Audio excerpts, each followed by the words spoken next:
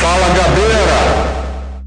Olá, essa semana eu escolhi o tema julgamento do Bolsonaro, porque entre todos os temas da semana, eu acho que esse é o que vai ter mais repercussão no futuro imediato da política brasileira. Eu tenho escrito um pouco e vou desenvolver aqui o que me parece ser a repercussão mais esperada dentro do grupo político do Bolsonaro se ele ficar inelegível. Mas tem escrito também que as especulações sobre mudanças na direita implicam também na necessidade de perceber que todo o tabuleiro terá que ser mudado. As próprias forças chamadas democráticas, que lutaram contra o Bolsonaro, vão ter que rever também a sua tática, porque o processo será totalmente modificado. Evidentemente que Bolsonaro, sem um mandato, sem possibilidade de se eleger, sem ser candidato, ele tem uma influência menor, mas ele continuará sendo um grande cabo eleitoral. Portanto, ele continuará presente na política brasileira. A primeira grande indagação que eu faço nas minhas especulações que dizem respeito a esse novo momento é exatamente o que vai acontecer com a força política que apoia o Bolsonaro. O que vai acontecer com esse setor mais amplo que nós chamamos de direita. Eu acho que existe a primeira e inevitável discussão sobre o sucessor. Se não o Bolsonaro, quem vai representar essas forças políticas nas eleições presidenciais de 2026? É uma pergunta. É uma pergunta porque, desde já, esse processo começará a ser um processo vivido no interior das forças bolsonaristas e também das forças mais amplas da direita. Uma das questões que se colocam é exatamente como será a sucessão do Bolsonaro. Se essa sucessão se fará através de uma corrente sanguínea, né? Se o Bolsonaro vai escolher um dos seus filhos, ou mesmo se a mulher for candidata, ou se haverá uma tendência a buscar um elemento no campo chamado bolsonarista que seja também experiente politicamente e que tenha capacidade administrativa. A tendência, pelas pesquisas iniciais, não quer dizer que essa tendência vá se fixar para sempre. A tendência é de que seja escolhido alguma pessoa com capacidade administrativa e que possa, de uma certa maneira, convencer o eleitorado de que a sucessão do Bolsonaro se dará também por alguém com experiência em governar. Nesse caso, fortalece-se muito o nome do atual governador de São Paulo. Ele seria um dos nomes. Fala-se também no nome do governador de Minas, mas o governador de Minas tem cometido alguns erros muito importantes no diálogo político mesmo. Ele tem se mostrado um pouco sectário, um pouco até racista em relação ao Nordeste. Não diria racista, mas preconceituoso em relação ao Nordeste e a outras regiões do país. Isso não é bom para quem eventualmente queira representar o país. Tem que ter uma noção da grandeza e das qualidades de todas as regiões do Brasil. Portanto, essa questão é mais ou menos, até o momento, mais ou menos tranquila. A sucessão do Bolsonaro não se dará por nenhum dos filhos, necessariamente, mas eventualmente se dará por um governador com grande capacidade administrativa, ou pelo menos que é sentido como alguém com capacidade administrativa. Vamos adiante, então, para ver o que acontece nesse campo da direita, né? Será que algumas das posições do Bolsonaro serão corrigidas, né? Por exemplo, o Bolsonaro sempre teve uma posição muito hostil com as mulheres, né? Ele sempre foi considerado um candidato com pouca capacidade de sedução do eleitorado feminino, exatamente pela sua rudeza e pelo seu machismo. Será que a direita vai adotar uma tática mais branda em relação a isso? Observo, por exemplo, que nos Estados Unidos, o surgimento de um candidato com essa visão machista, voltada para homens especialmente, ela nasceu também da internet. Foram os grupos da internet nos Estados Unidos que estimularam o Trump na sua definição de um certo desprezo pelas mulheres. Esses grupos são grupos que falam, são antifeministas, né, basicamente contra o feminismo, e são grupos também chamados lá nos Estados Unidos de celibatários voluntários, pessoas que acham que a sua infelicidade na relação com as mulheres é um pouco provocada pelo feminismo. Isso já nos Estados Unidos já inspirou até mortandade, até crimes em massa de um garoto que achava que não tinha boa relação com as mulheres por causa do feminismo e resolveu fazer uma daquelas chacinas tão comuns nos Estados Unidos. Aqui no Brasil também o Bolsonaro procurou captar essa, digamos assim, essa tendência machista, masculina, e achou que isso seria um bom trunfo eleitoral. Acontece, né, primeiro que não se revelou assim um trunfo eleitoral tão bom. Segundo é que o Brasil tem a maioria da população feminina, a maioria do eleitorado também feminino. Então é uma coisa que certamente vai ser uma causa de reflexão na direita que vai, de novo, se apresentar para as eleições de 26.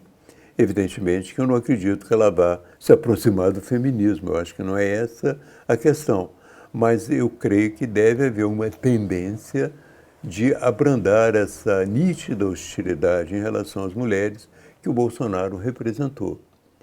A outra questão que me parece também importante é que a direita brasileira, assim como a norte-americana, ela nega o aquecimento global. Ela tem uma posição negativista, como teve durante também a pandemia. Acontece que pode ser, não é? Pode ser que haja também uma revisão abrandada dessa posição anti-políticas ambientais. Pode ser que eles compreendam, não é? Assim como a direita inglesa, por exemplo, compreende e formula a necessidade de defender o meio ambiente, pode ser que eles alterem um pouco o próprio discurso e passem a aceitar como necessária a defesa do meio ambiente. Então, é possível que haja essa possibilidade. Mas a grande tensão que eu acho que vai existir no interior da direita é que os métodos consagrados pela internet, a agressividade, a franqueza, a rudeza mesmo, entende? Fortaleceram muito o Bolsonaro, fortaleceram muito o Trump nos Estados Unidos. Será que um novo quadro da direita, uma nova composição da direita, vai poder abrir mão dessa agressividade que é tão querida na internet, que é tão difundida na internet, para essa guerra de memes, essa tendência de humilhar o adversário, de criticá-lo, de lançar fake news contra eles? Essa é uma questão também importante e que coloca, no meu entender, só para concluir, a grande tensão que me parece haver sobre uma reformulação da direita. Se ela se afasta um pouco dos métodos de Bolsonaro e se aproxima de métodos mais suaves, ela pode perder a base. Ela pode perder a base na bolsonarista. E pode haver também uma certa cisão. Uma cisão na qual o Bolsonaro e os seus adeptos lancem um candidato raiz e a direita se apresente de uma forma autônoma com essas políticas mais brandas. Essa é uma possibilidade que eu vejo no horizonte. Mas, como eu disse no princípio da conversa, a saída do Bolsonaro de cena não muda só a direita, vai mudar também as forças chamadas democráticas, que lutaram contra ele. Em primeiro lugar, é claro, isso é muito simples até, vai se perder um pouco o argumento do Bolsonaro para se evitar a crítica. Porque o Bolsonaro não será mais um bicho-papão. Ninguém pode deixar de fazer uma crítica com medo de fortalecer o Bolsonaro, porque ele já estará fora de cena, pelo menos como candidato. Mas eu acho que a situação é mais delicada ainda. As forças democráticas terão que avançar, porque, imagine, se a direita aceitar a ideia de que é preciso preservar o meio ambiente, ela pode, de uma certa maneira, enfraquecer a singularidade da posição das forças democráticas. Então, para isso, se ela adotar essa posição, será preciso avançar na defesa do meio ambiente, será preciso fazer com que a defesa do meio ambiente não seja apenas um discurso, porque no nível de discurso todos vão se igualar. Será preciso que ela se expresse em atos, em grandes decisões. O presidente Lula, na sua viagem à França, deu uma ideia do que poderia ser esse novo caminho. Ele fala, por exemplo, que a desigualdade social é tão importante quanto a defesa do meio ambiente. Isso seria, para o setor democrático, um caminho de defesa do meio ambiente bastante singular e bastante mais amplo. Mostrar que não se trata apenas de defender o meio ambiente, mas de fazer da defesa do meio ambiente um instrumento também de luta contra a desigualdade social. A luta pela qualidade de vida que está voltada também para melhorar as condições da própria população.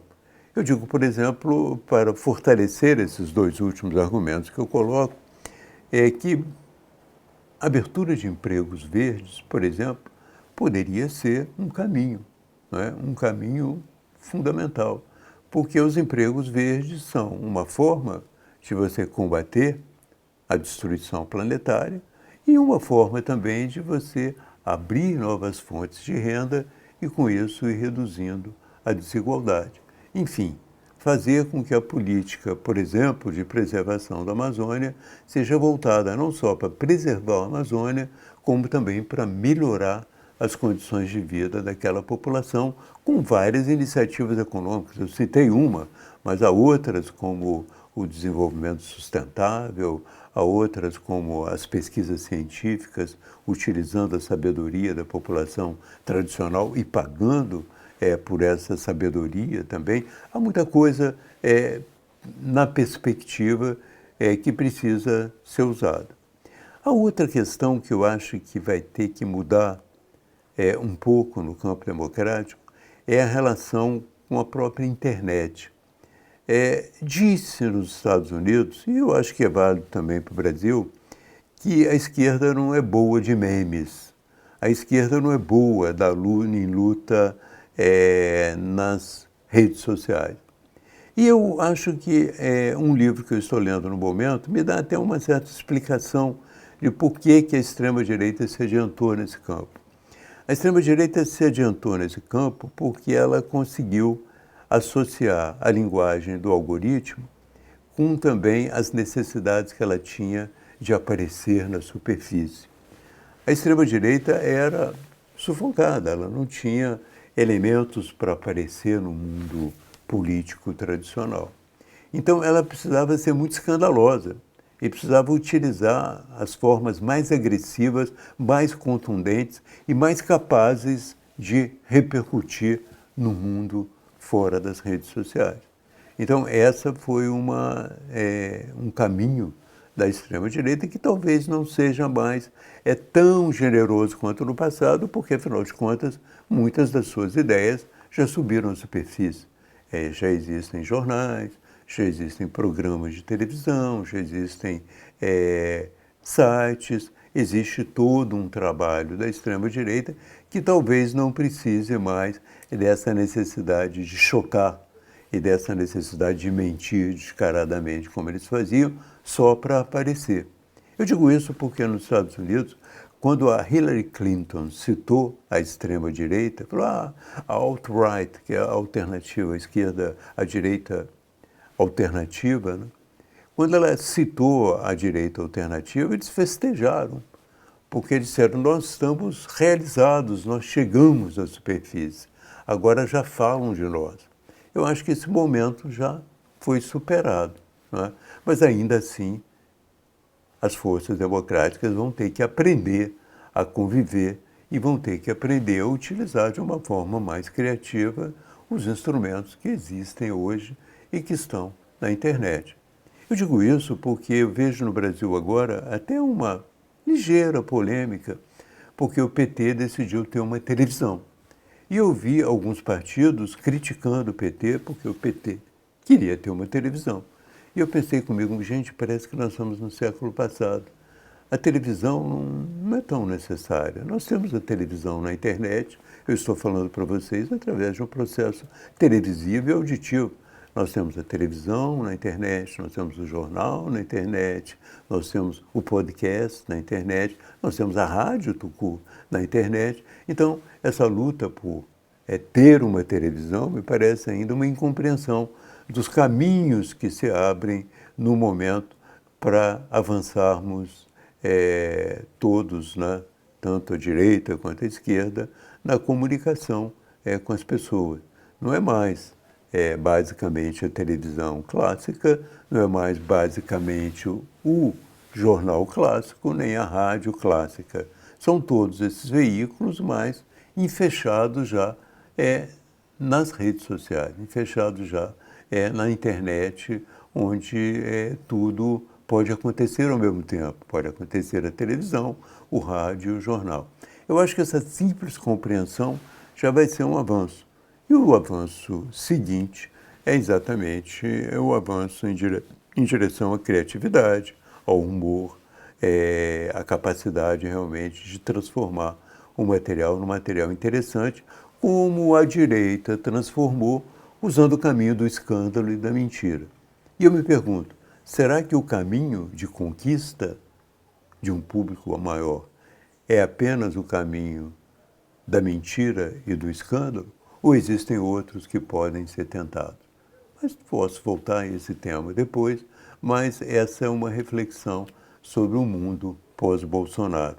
Reflexão que eu vou prosseguir com ela, uma vez que as coisas estão apenas começando a acontecer, e eu tenho que esperar o movimento dos principais atores para ver para que lado nós estamos indo.